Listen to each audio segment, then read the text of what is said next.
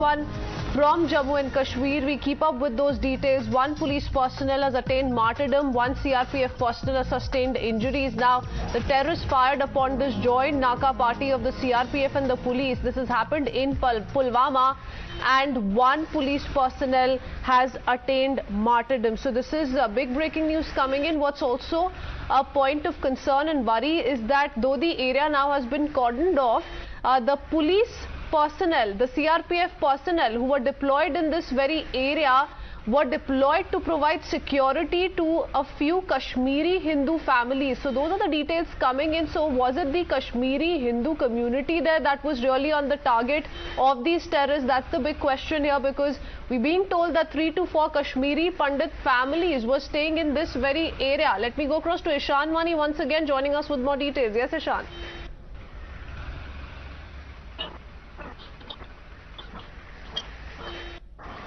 Well, what we know so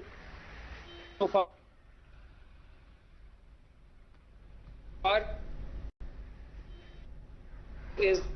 We'll just reconnect that line with you, Ishan. Stay on with us. We'll just come back to you. So let's quickly put this in perspective.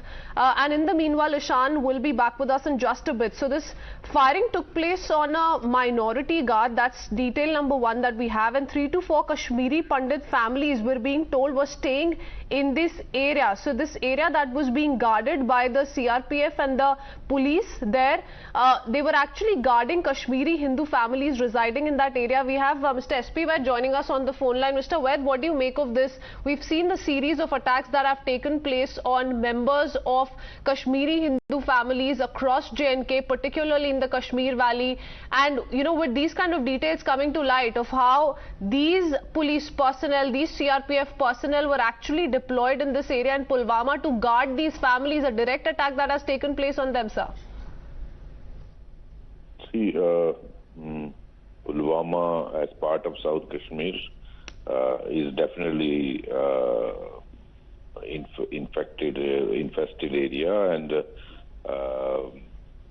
they were targeting the innocent, these Kashmiri Pandits who were staying there. You have seen these attacks in the last few months. Now, since the security forces and J&K police are protecting them, they are not able to harm these migrants or Kashmiri Pandits. So they are trying to attack the police and security forces. That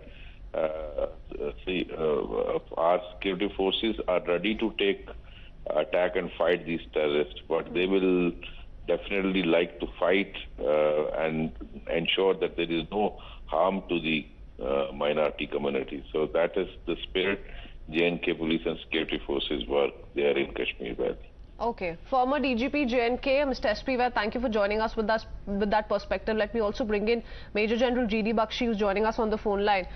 General GD Bakshi, we're being told that the one who was killed was the Jammu and Kashmir Police SPO and ASI of the CRPF who sustained injuries. Now, these are police personnel, CRPF personnel who've been deployed to provide security to some of the Kashmiri Hindu families residing in this area. We've seen the kind of attacks that have taken place, how they've been singled out across the valley. But what do you make of this new trend coming in, sir? Look, I have been saying for a very long time that, you know, we must cater for the revival of terrorism in Jammu and Kashmir.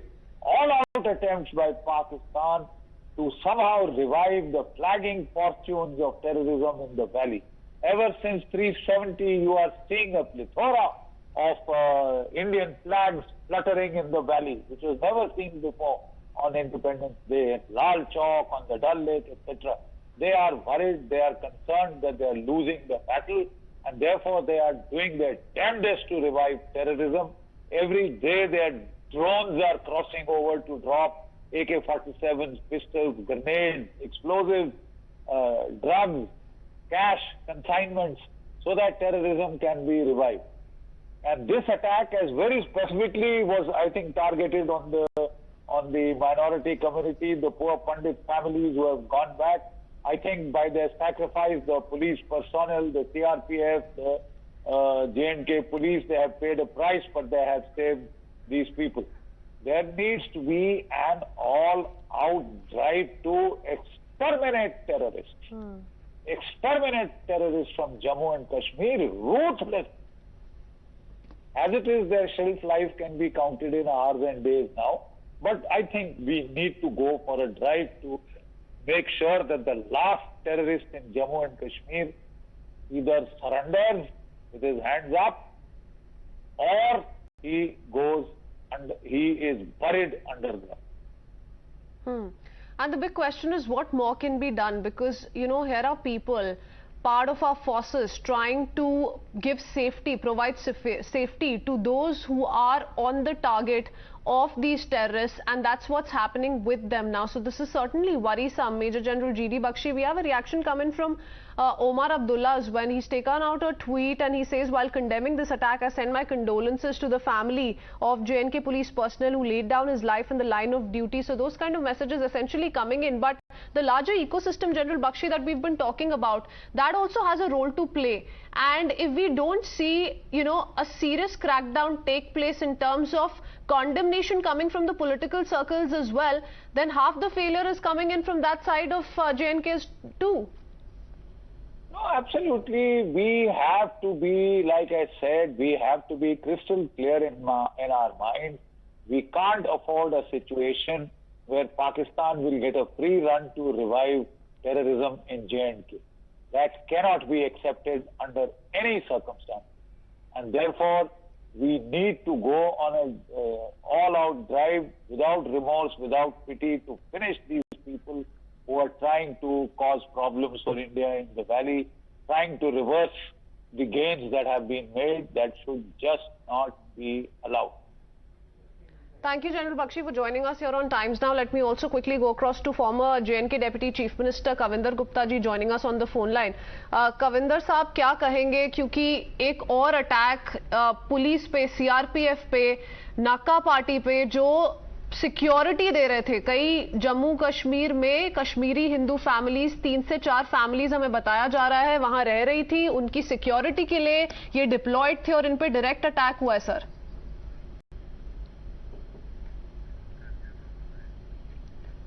We'll go across to Mr. Kavinder Gupta. Seem to have lost that line for now, but yes, those are the kind of reactions coming in.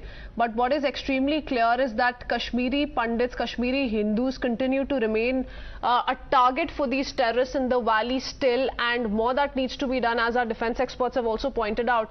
Ishan Mani continues to stay on with us. Ishan, what more can you tell us about the details that you're picking up right now? Well, what we know so far is that additional deployments have been made and they're trying to trace those attackers who were involved in this particular attack. So yes, the chase is on, but remember, these are pre-planned, and attacks is something where they see the area, they figure it out, and then they try to escape as soon as they attack. And that seems to be the case here as well. They opened indiscriminate fire and then they escape. We don't know whether how many of them were involved or which group has been involved in this attack. Now, in the past as well, because Amit Shah's visit is around the corner, so security arrangements are high and tight, and that is why additional deployments are being made at every place in Srinagar city or in other parts of the valley, essentially to make sure that these attacks are foiled. Remember, there have been encounters going on in morning in Shopian. There was an encounter in which one militant was killed, and after that also we've seen in Baramulla an encounter took place. So there have been encounters that are taking place, but at the same time there is an attempt being made by these outfits to make sure that they are able to send a message that they are active in Kashmir Valley. But at the same time, additional security arrangements are being made. Remember, Amit Shah is coming to Jammu and Kashmir on 4th and 5th. On 5th, he will review security arrangements in Jammu and Kashmir, and also, lay foundation of several developmental projects, review the development work that the government has been doing. At the same time, he will also, look to make sure that these kind of attacks are prevented. Because remember, when minorities came under attack, it was a meeting that was shared in Delhi by Home Minister along with other top members of the security forces that brought down these attacks, and somehow these attacks were controlled. But remember, with time and time again, these attacks have been taking place. There might be a meeting together by the security agencies to plug all the loopholes and gaps to make sure that these attacks do not take place. Absolutely, and like you pointed out, Ishan, also an area of concern is Union Home Minister Amit Shah's visit to the valley that is scheduled for the 4th. Earlier it was scheduled for the 2nd, so in that sense it stands postponed and has now been moved to the 4th, which is just 2 days away. So what are the security arrangements in place given this incident as well and the several others that have taken place recently? It's very clear that there are huge security arrangements. There are Nakas at several key locations where jointly CRPF and Jammu and Kashmir police is checking all the bikes, all the vehicles. Because of the fact that bikes and scooties have been used by these militants to carry attacks, and that is why they are being checked thoroughly. At the same time, night patrolling is being done across Jammu and Kashmir, in Kashmir Rally particularly. We're seeing that security during the night is also tight. We're seeing security vehicles moving around the city at night, trying to see that if there is any kind of movement by these militants who could target any security establishment. To while that, they're also trying to make sure that they're able to get more and more inputs and to generate more input and later on carry out these operations and these encounters. Absolutely. So a police personnel martyred, one CRPF personnel has also sustained injuries, but extremely worrisome given that these were men in uniform who were guarding some of the Kashmiri Hindu families in that area in Pulwama. Thank you, Shan, for joining us with those details. Heading into a quick break for now.